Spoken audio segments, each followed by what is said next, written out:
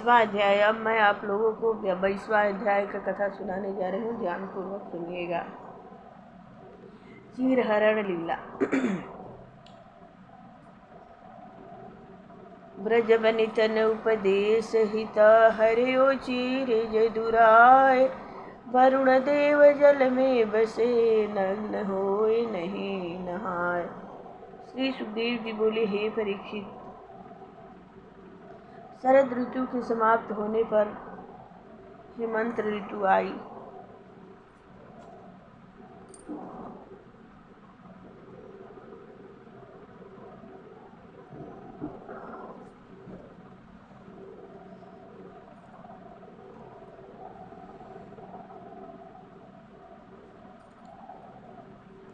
ब्रज की समस्त गोपियां ब्रज बिहारी श्री कृष्ण चंद्र की मधुर तान सुनकर तथा उनकी रूप माधुरी को देखकर उन पर पहले से ही मुग्ध हो चुकी थी। ब्रज की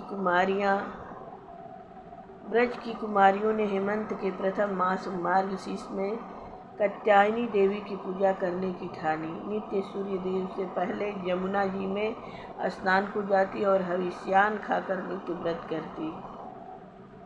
उनकी यह साधना भगवान कृष्णचंद्र को अपना पति रूप में प्राप्त करने के लिए थी। वे नित्य चंदन धूप निवेद आदि से भद्रकाली की पूजा करती और उनसे यही प्रार्थना करती थी कि श्याम सुंदर हमारे पति हो। हे परीक्षित, वे ब्रज की गोपियां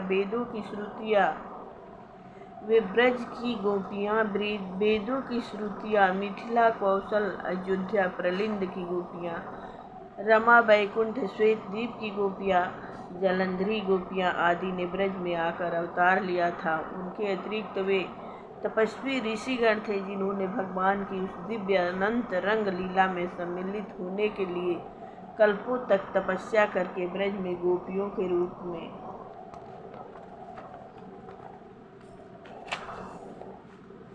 अवतार लिया था। वे सभी भगवान की दिव्य अलौकिक लीला देखने की अभिलाषा थी जो उनके नित्य धाम गोलोक में नित्य अपने पार्षदों तथा भक्त जनों के साथ होती रहती हैं।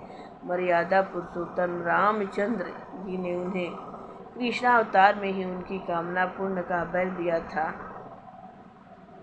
वे ही कुमारियां उन जगत के स्वामी को अपना स्वामी बनाना चाहती हैं। वे प्रतिदिन प्रातः काल उठकर अपनी संग की सखियों को नाम लेकर बुला लेती और सब भगवान श्री कृष्ण के गुण गाती हुई यमुना स्नान को नित्य जाती और वही कालिका की मूर्ति बनाकर उनकी पूजा करती।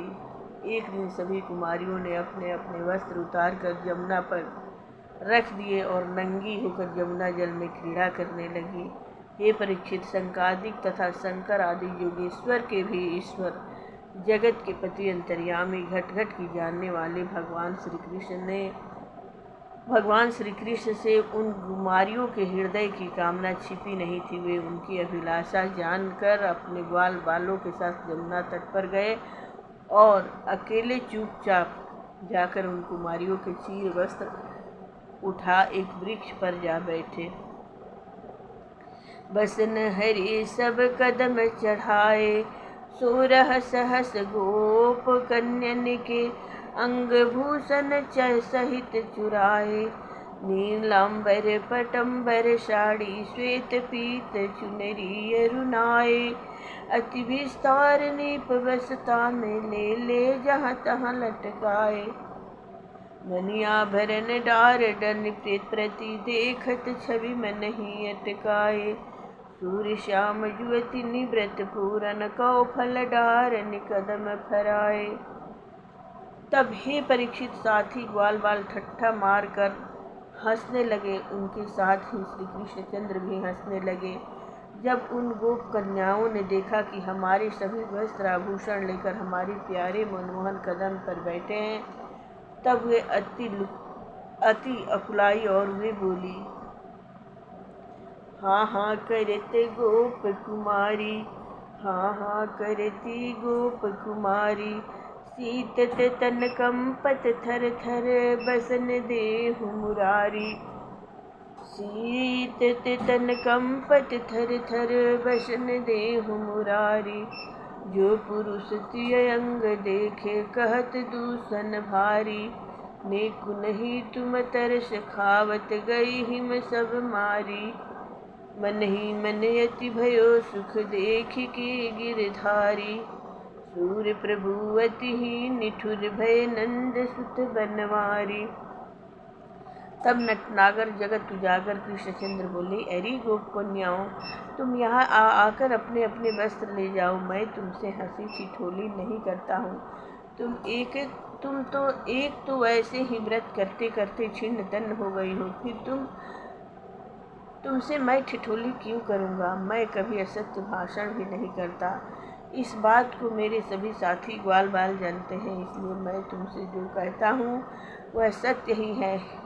हे ब्रजवतियों, यदि तुम्हारी इच्छा हो तो एक एक आकर अपने अपने वस्त्र आभूषण ले जाओ, और यदि सब आना चाहो तो सभी चली आओ, मुझे इसमें भी कोई आन नहीं है। हे परीक्षित, अपने प्रीतम भगवान कृष्णचंद्र की ऐसी ठठोली सुनकर वे कुमारी अति प्रसन्न हुई, प्रेमानंद में मग्न हो गई, किंतु सकुच के कारण नग्न अवस्था में उन्होंने जाना उचित नहीं समझा। वे श्याम सुंदर की बात सुनकर एक दूसरे के मुंह की ओर ताकने लगी, किंतु लज्जावश जल से बाहर नहीं निकली। वे कंठ तक जल में खड़ी थी, उनका शरीर ठंड के कारण कांप रहा था। तब वे सभी कुमारियां श्री कृष्णचंद्र से बोली, हे प्यारे मनमोहन, हम पर तरस खाओ, हमारे साथ ऐसी अनीति न करो। तुम हमारे प्यारे हो, नंद बाबा के दुलारे हो, हमारे शरीर जाड़े से ठिठुर कर थर थर काँप रहे हैं। हे श्याम सुंदर, हमारे वस्त्र हमें दे दो। प्यारे, हमें अधिक कष्ट न दो, हम तुम्हारी सेवकिया हैं, दासी हैं, जो कुछ तुम कहोगे वही हम करेंगे। तुम धर्मज्ञ हो, धर्म के जानने वाले हो, हम ब्रजवाला नग्न हैं, आपके सन्मुख कैसे आ सकती हैं। यदि हमारे वस्त्र न दोगे तो हम नंद बाबा से जाकर तुम्हारी करतूत कहेंगी। तब श्री कृष्ण जी बोले, हे गोपियों, लाज ओट यह दूर करो, जो मैं कहूँ करो तुम सोई, सकुच बापुरी कहा करो। जलते तीर आई कर जो रहूँ मैं देखूँ, तुम विनय करो। पूरन व्रत अब भयो तुम्हारो, गुरुजन शंका दूर करो। अभयंतर मोसो जनि राखो, बार बार हठ वृथा करो। सूर्य श्याम कहे चीर देत हो, मुँह आगे श्रृंगार करो। तुम ब्रज के गोपों की कुमारी कन्या हो, तुमने मेरी प्राप्ति के लिए ही 1 मास से कठिन व्रत किया है। अब तुम मेरी दासी बन चुकी हो, तब तुम्हें मेरी आज्ञा का पालन करना चाहिए। भगवान कृष्ण की यह मधुर और प्रेम युक्त बात सुनकर कुमारियों ने उनकी आज्ञा का पालन किया। वे अपने गुप्त अंगों को दोनों हाथों से ढककर यमुना के ठंडे जल में से बाहर निकली। उस समय उनके अंग जाड़े से मारे थर थर काँप रहे थे। उनके आज्ञा पालन से तथा अपने प्रति अगाध भक्ति प्रेम के वश में होने वाले भक्त वत्सल भगवान कृष्ण अति प्रसन्न हुए। उनके विशुद्ध प्रेम तथा पवित्रता को देखकर जगत के स्वामी कृष्णचंद्र ने उनके चीर अपने कंधे पर रख लिया और मुस्कुराते हुए बोले, बोले कि अरे कुमारियों, तुम्हारा व्रत आज पूर्ण हो गया। तुमने उसमें कोई त्रुटि नहीं आने दी, किंतु एक त्रुटि तुमने अवश्य की है, और वह है वरुण देव का अपमान। तुमने व्रत करके यमुना के जल में नग्न होकर स्नान किया है। जल के स्वामी वरुण तथा यमुना जी का अपराध तुमने किया है। अतः तुम अपने इस दोष के निवारण के लिए अपने दोनों हाथों को सिर से लगाकर प्रणाम करो। तत्पश्चात अपने अपने वस्त्र को ले जाकर पहनो। उन भोली भाली ब्रजवालाओं ने यह समझकर कि हमसे यह बड़ी त्रुटि हुई है, उस त्रुटि के कारण हमारे आराध्य देव कृष्णचंद्र हमें प्राप्त नहीं होंगे, तुरंत उन्होंने ऐसा ही किया। अपनी प्रिय वस्तु की प्राप्ति के लिए कोई क्या नहीं करता। उन कुमारियों ने अपने दोनों हाथ ऊपर उठाकर सिर झुकाकर कृष्णचंद्र को प्रणाम किया, क्योंकि हे परीक्षित, जगत के अधिष्ठाता इन श्री कृष्णचंद्र को प्रणाम करने से समस्त पापों तथा दोषों का मार्जन हो जाता है।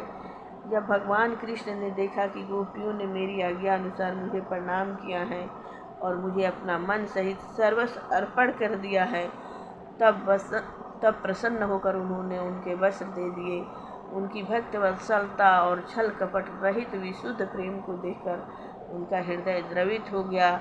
उनकी लज्जा को छुड़ा दिया, संकोच के पर्दे को हटा दिया। हे परीक्षित, वे गोपियाँ उनके इस व्यवहार से तनिक भी रुष्ट नहीं हुई, किंतु उनका प्रेम भगवान कृष्ण के प्रति और भी अधिक बढ़ गया। तब भगवान कृष्णचंद्र बोले, हे कुमारियों, तुमने मेरे चरण स्पर्श की कामना के लिए ही यह व्रत किया है। तुम मेरी परम प्रेयसी हो, मैं तुम्हारे संकल्प को भली प्रकार जानता हूँ। तुमने मेरी प्राप्ति के लिए ही यह तप किया है। हे गोपियों, मैं जगत का नियंता होने से, जगत को बनाने वाला, जगत का पिता, माता, पति, भाई, बंधु तथा स्वामी आदि सभी हूँ। अतः तुम भी मेरे द्वारा ही बनाई गई हो, उत्पन्न की गई हो। इस कारण मैं तुम्हारा पिता, स्वामी व सर्वस्व हूँ। जब मैंने तुम्हें बनाया है तो तुमको मेरे से संकोच तथा लज्जा कैसी? जिस प्रकार पुत्री को पिता जन्म देता है, उसका पालन करता है, उसे नग्न अवस्था में देखता है, उसी प्रकार मैं तुम्हारा उत्पन्न करने वाला पिता हूँ। तुम्हारा ही नहीं, सारे विश्व का पिता हूँ। फिर तुमको मुझसे कैसी लज्जा, कैसा संकोच? मैं जगत का स्वामी हूँ, तुम्हारा भी स्वामी हूँ। तुम मेरी प्रेयसी हो, तुम मुझसे प्रेम करती हो। अतः मेरे और तुम्हारे अत्रि मुझ ब्रह्मा और तुम आत्मा के मध्य में संकोच का ज्ञान नहीं रहना चाहिए, क्योंकि यह अज्ञान ही इस आत्मा को मुझ ब्रह्म में मिलने का बाधक पर्दा है। जब इस अज्ञान का पर्दा हट जाता है, तब आत्मा मुझ परमात्मा में मिल जाता है। जिन्होंने मुझे अपना सर्वस्व अर्पण कर दिया है, अपने को मुझ में लगा दिया है, उनकी समस्त संसारिक विषय भोगों की कामनाएं इसी प्रकार भस्म हो जाती हैं, जिस प्रकार अग्नि के प्रवेश कर जाने से वन भस्म हो जाता है। उनकी वे कामनाएं उन्हें संसारिक विषय भोगों की ओर नहीं ले जा सकती हैं, क्योंकि उनकी कामनाएं मेरी प्राप्ति के लिए ही होती हैं, और मेरी प्राप्ति होते ही सारी कामनाएं जल भूनकर नष्ट हो जाती हैं।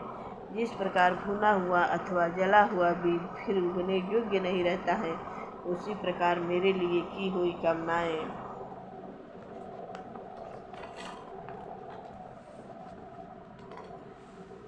संसारिक विषय भोगों को उत्पन्न करने योग्य नहीं रहती। इसलिए हे कुमारियों, तुमने मुझ ब्रह्म को प्राप्त कर लिया है। तुम्हारी समस्त कामनाएं मेरे लिए हैं।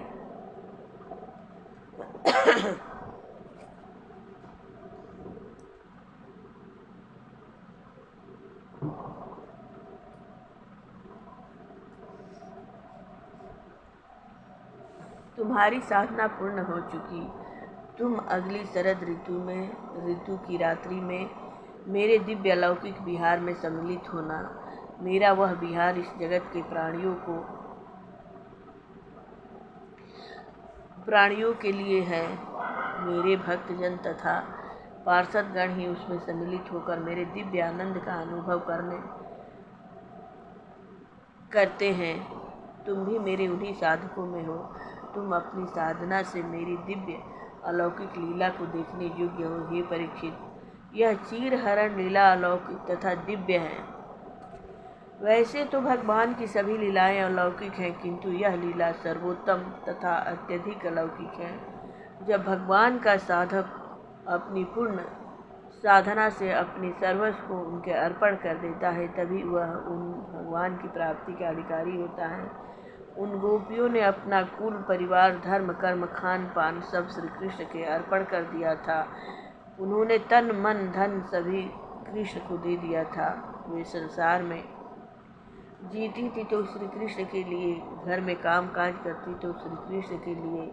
उनके पवित्र मन में अपने प्यारे कृष्णचंद्र के अतिरिक्त और कुछ नहीं था, कुछ ही नहीं। अपने प्रीतम के सुख के लिए ही वे सब कुछ करती थी। उनके सुख में ही स्वयं सुखी रहती थी। सोते, जागते, उठते, बैठते उन्हीं प्रीतम का ध्यान रखती थी। गोपियाँ प्रातः दही बिलोती, माखन निकालती किस लिए? उन्हीं अपने प्रीतम के लिए। गोपियाँ रातों में जागती थी कि कब प्रातः हो और कब श्याम सुंदर के दर्शन करें।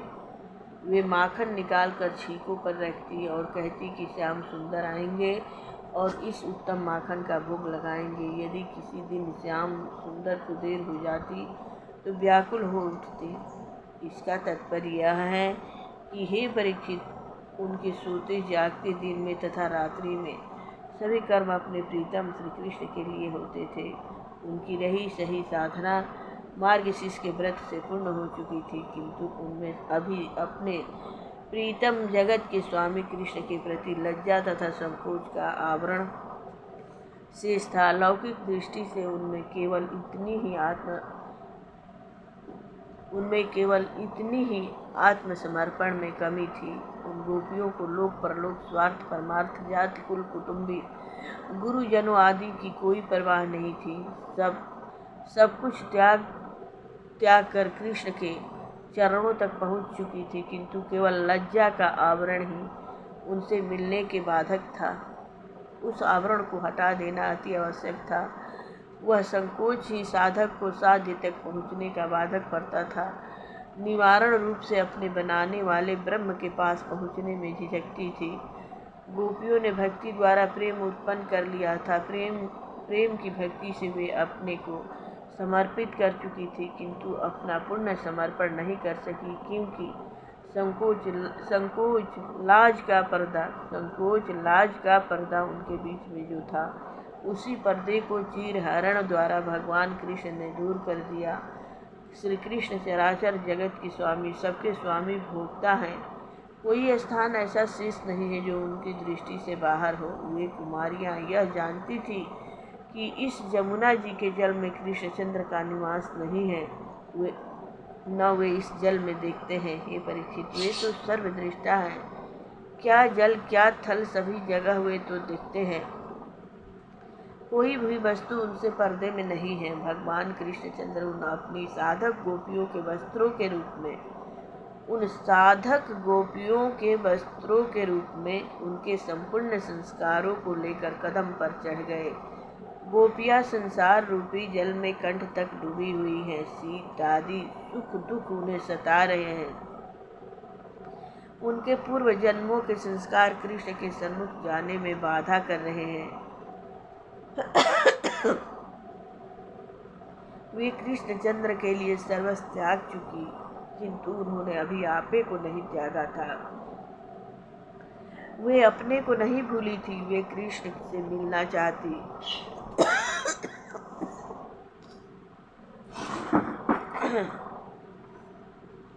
किंतु संस्कारों का पर्दा बीच में रोड़ा डाल रहा था। उसी पर्दे को अपनी युक्ति से भगवान कृष्ण जी ने हटा दिया। शुद्ध प्रेम का अर्थ यही है कि मेरे और गोपियों के बीच में किसी प्रकार का संकोच भाव न हो। यदि बीच में संकोच है तो पूर्ण प्रेम नहीं है। उसी संकोच भाव को चीरहरण द्वारा भगवान कृष्ण जी ने अपनी स्वकीय गोपियों से हटा दिया। भगवान कृष्णचंद्र ने कहा, मुझसे अनन्य प्रेम करने वाली कुमारियों, आओ अपने को तथा अपने सर्वस्व को भूलकर एक बार मेरे निकट आओ। अपने हृदय में छिपे हुए त्याग को प्रकट करके मेरे निकट आने का साहस करो। गोपियाँ कहती हैं, हे कृष्ण, हम संसार सागर में कंठ तक डूबी हैं। हम आना चाहती हैं, किंतु फिर भी नहीं आ रही हैं। हम बिना वस्त्रों के कैसे आ सकती हैं? हे परीक्षित, साधक बड़ी दुविधा में पड़ा है। भगवान को भी चाहता है और संसार के आवरण में भी रहना चाहता है। माया के पर्दे को भी नहीं हटाना चाहता। भगवान यही उन्हें उपदेश करते हैं कि तुम माया के पर्दे को हटाकर मेरे निकट आओ। यह माया का पर्दा ही मुझ ब्रह्म और तुम आत्मा के बीच में बाधक है। इसे हटाकर मेरे निकट आओ, तभी तुम्हारी आकांक्षा पूर्ण होगी, अति मुझ ब्रह्म को प्राप्त कर सकोगी। चीरहरण का मुख्य यही उद्देश्य योगी जनों ने कहा है। जो इसकी धारणा करता है वह इस संसार से माया रूपी पर्दे को नष्ट करके कृष्णचंद्र को शीघ्र प्राप्त कर लेता है। हे परीक्षित, उस समय श्री कृष्ण की 7 वर्ष की अवस्था थी। अज्ञानी पुरुष ही पाप की बुद्धि आश्रय लेते हैं। इस दिव्य अलौकिक ब्रह्म और आत्मा के मध्य की लीला में भेद बुद्धि नहीं रखनी चाहिए। श्री कृष्ण जी बोले, हे परीक्षित, वे गोपियाँ भगवान श्री कृष्ण की आज्ञा पाकर प्रसन्न मन अपने अपने घर गई। हे परीक्षित, एक दिन भगवान श्री कृष्ण बलराम तथा ग्वालों के साथ गौवें चरा रहे थे। उस समय ग्वाल बालों को अति भूख लगी। भूख से व्याकुल होकर भगवान कृष्णचंद्र तथा बलराम जी से इस प्रकार बोले। प्रेम से बोलिए, मंगलमय भगवान की जय हो। जय जय कृष्ण मुरारी द्वारिकाधीश प्रभु की जय हो। जय जय मायापति की जय हो। जय हो गोपी ग्वाला की जय हो। जय जय आरती आरती श्री भागवत जी की करत पवित्र भावनाएं की। आरती श्री भागवत जी की करत पवित्र भावनाएं की। श्री नारायण मुख की वाणी पढ़ते ब्रह्मा और ब्रह्मा। नारायण मुख की वाणी पढ़ते ब्रह्मा और ब्रह्माणी। शंकर पार्वती सुख मानी, शंकर पार्वती हरे कृष्ण कथा सुख धाम हरि की। आरती श्री भागवत जी की करत पवित्र भावना है की। शंकादिक शेष बखानी, नारद मुनि परम सुख मानी। व्यास मुनि सर्वोपर जानी, लिखी पुराण तिलक की।